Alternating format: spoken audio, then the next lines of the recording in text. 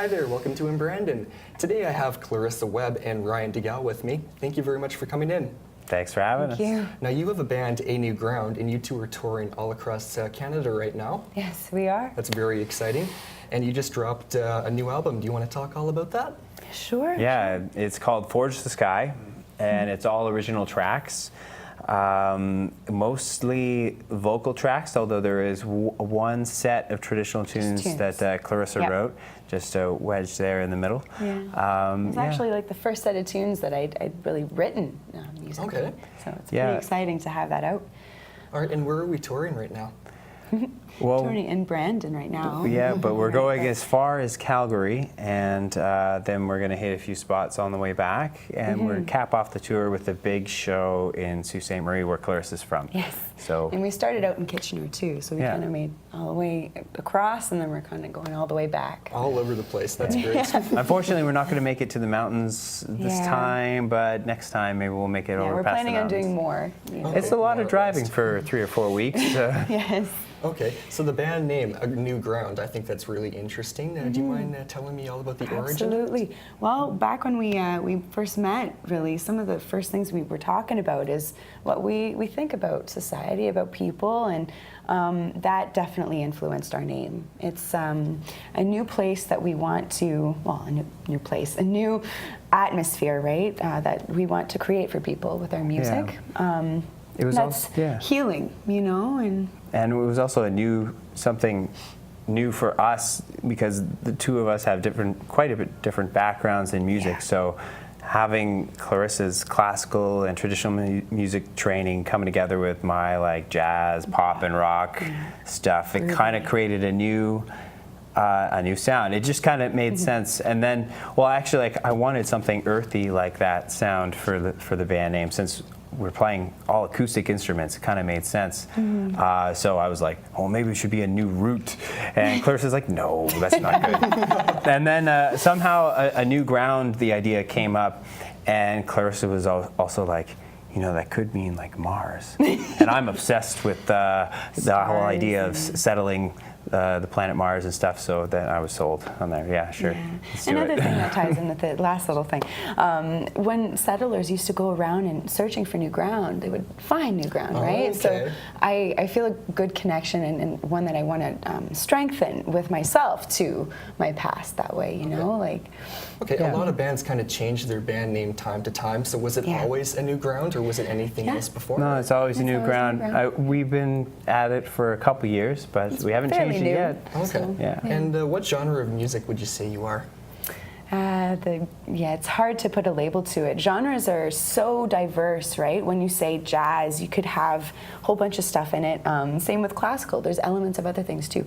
But to really put a label on it, I'd say Celtic folk, but even a bit of orchestral groove in there. Especially when you hear the album, because, I mean, it's just the two of us on tour right now. So occasionally we have a backing band with us, but when we need the sound. Yeah, when we recorded the album, we just let loose, and my main instrument is drums. So there's drum kit on it, and there's bass, and bass.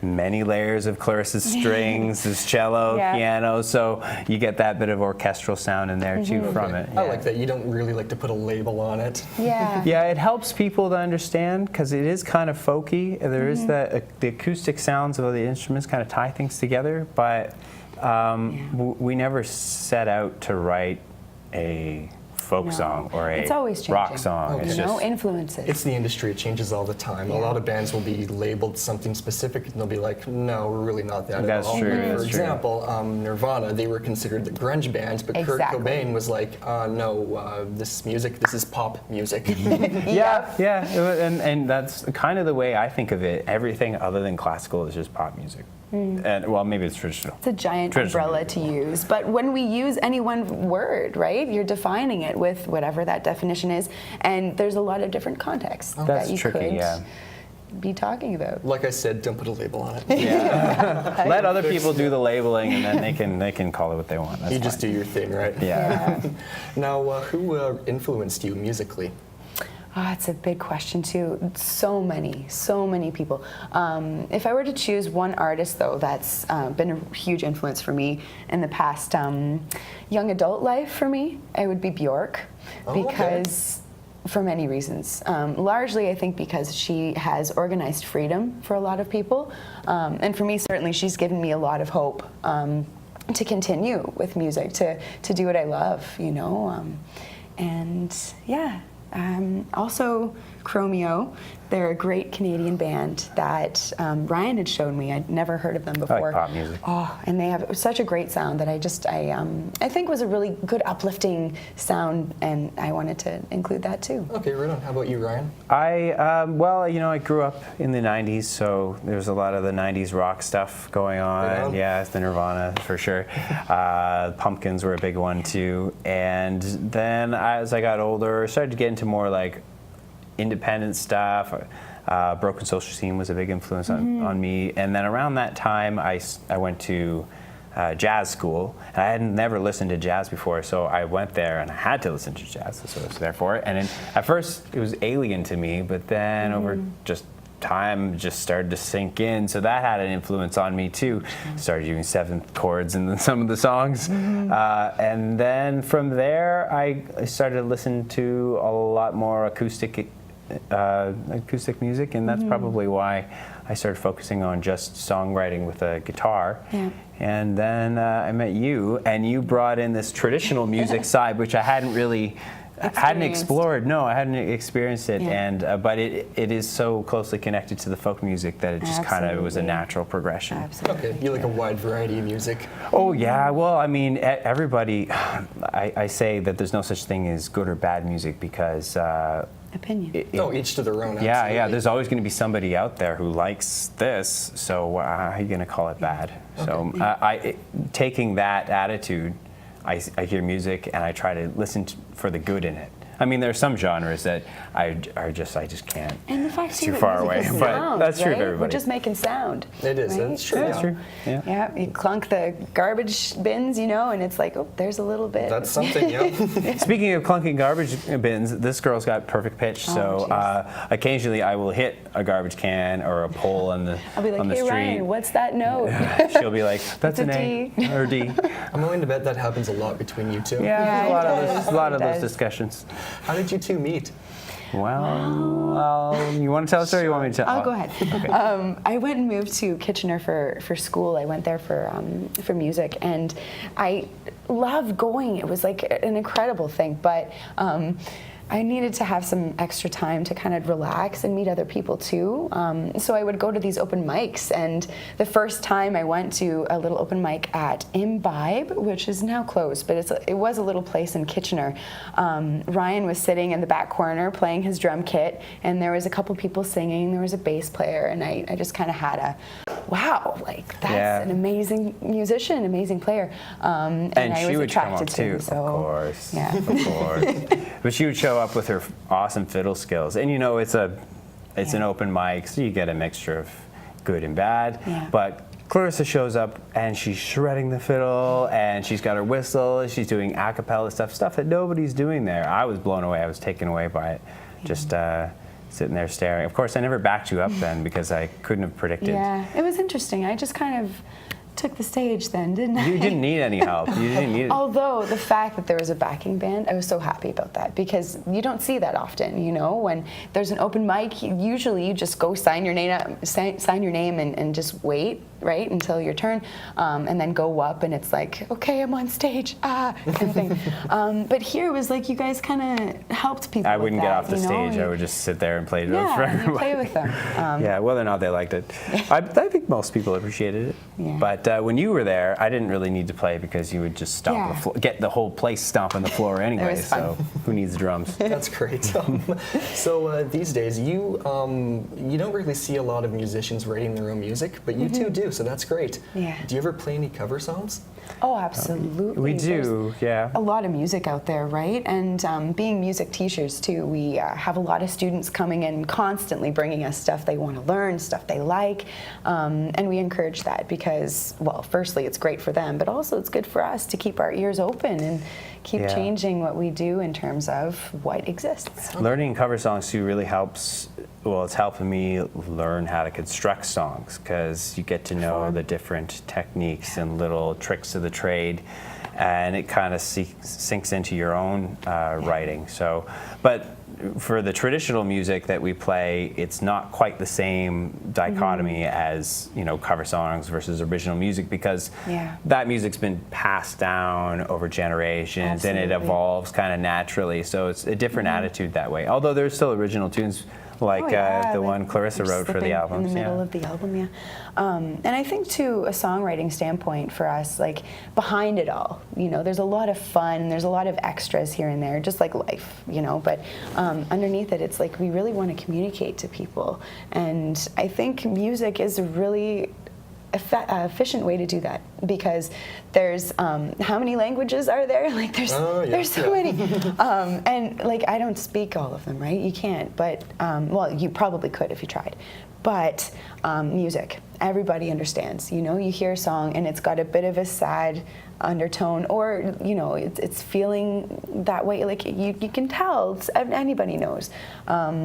So yeah, that's probably one of my big motivators too, and I think it probably is for you too. Yeah, well, that's as a universal way of communicating, especially rhythmically, because you know everybody's heart beats fast when they're excited. So you know, you hear a up-tempo song, it's going to feel exciting, and if it's a slow tempo, it's going to feel, you know, a little bit down. It's a bit of a journey. Yeah, it's all how it moves you too, right? Yeah, absolutely. Now the harmonic and melodic side of it, that gets a little more complicated over different cultures, but there's still threads that unite the different cultures together, and you can still, you don't have to necessarily understand what our lyrics are in order to be able to get the feeling, hopefully. I'd agree with that. The thing with lyrics too is like it could mean something, but it could totally mean something else. You don't really know, right? It's all about like, your opinion on what you think it is. And some of the great lyrics kind of have double meanings, or kind of a double meaning where the two meanings play together off of each other. So, you know, sometimes it doesn't mean anything. Like I'm going back to Kurt again. Yeah, of course. Some of his music,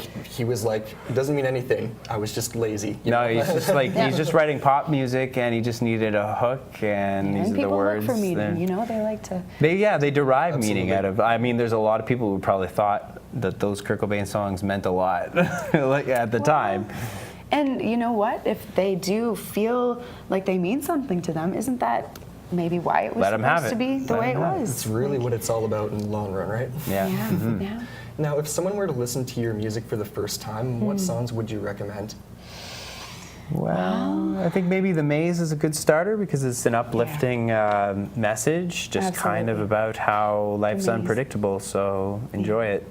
I would say Beasts is a really good one too. Beasts is a good one too. Just because it's kind of along the same lines as Maze, although kind of attacking more the issues of animals. You know. Yeah, it's kind of like an animals' rights song in a way, but we'll let people listen to it and drive their own meaning. Let them be the judge, right? Yeah. Do you have any advice for any like people that want to get into music? Absolutely. Go easy on yourself. Like, don't let your stress of not being as good as you want to be yet affect you too much. Because, well, for me, that's been a really big thing, like learning how to deal with that. You know, I'd be in the practice room with my violin and I'd be almost perfect, but not. And I'd make a sound and I'd be like, oh no, that wasn't good, and push further. But it wasn't so healthy to be trapped in that kind of cycle, because it, you know, it doesn't help the music. You have to be in a good state of mind to really play and to move with the music. Because when you're on stage, you can't afford to beat yourself up about those wrong notes, because then they'll wreck the next few bars. But I would say also just like jamming with as many people as possible, getting to know more people, because you absorb some of their technique and their influence. And also, you know, you really do have to just accept that you're not perfect at first. Like they say, you have to Everybody write. starts somewhere. You have to write 100 bad songs before you write a good song, but you still have to write those 100 bad songs. And if you knew that they were bad, you wouldn't be writing them. So you just kind of have to just be like, oh, this is fun. Yeah. And you learn to take some criticism too, right? Exactly. Because Oh yeah, for yeah. every good thing you hear, you're going to hear at least 10 negative comments, right? Yeah. So Yeah, that's Having true. feedback is definitely helpful. Okay. Yeah. So long as you can And handle it. honest feedback, like videotaping yourself too. I think that's a really good chunk of advice. The first time I ever did, I realized I can actually criticize myself, you know? And when you're playing, it's kind of like you're in the state of mind of what do I sound like right now? And you're listening and focusing on the next notes. And there's too much going on in your brain to actually have an idea of what you sound like, really. So if you like videotape yourself, right, then you can look back and hear and see and actually have a more objective, real objective. A really objective, yeah. We record our students too for that reason, partially for that reason, just so they can hear themselves and they can get a sense for, oh, what are my actual weaknesses and what are my strengths, and not beating themselves up about it. Just as it's good to be critical, but like in the right kind of ways. Yeah, right. I'd understand like audio, listen to their audio tracks, but visual too. No, that's really Well, yeah. Absolutely. And you see more emotions that way, right? And sometimes you have a little bit of a sway when you're playing, or a little nervous tics that happen too. It helps to see them. That's how you learn, absolutely. Now, do you two have any social media that people can follow? Or? Yeah, we have our Facebook page is facebook.com/A New Ground, and you can find us on have Instagram too, A New Ground. And those are the main two that we yeah, but we're on Bandcamp as well, just under A New Ground as well. And I think that's all. Okay, perfect. Is there anything else you two would like to add today? Well, I think you should probably show the album. So Claryssa put so much work into this. Every one of the albums that we're releasing is hand painted. Yeah. So here it is. and she chose every color, so it takes a lot of work. But they look fantastic, and I'm hoping people will sort of remember the show that they bought them at. You know, it's kind of like a show little souvenir. piece of us. Write your own music, paint your own albums. There. So creative, so versatile. I love it. Thank you. Well, thank you very much for coming on today. Thank I'm you. actually going to let you two play a couple songs here for us. Amazing. Great. Fantastic. Thanks so much.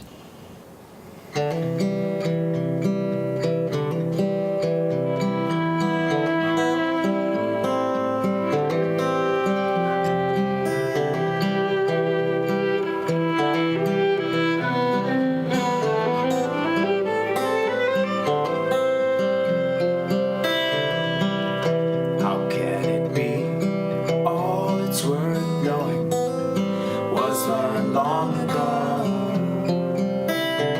And old men hold answers for you that pull into the past.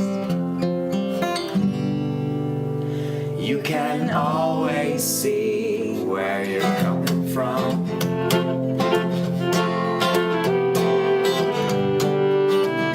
But the past don't always lead the way.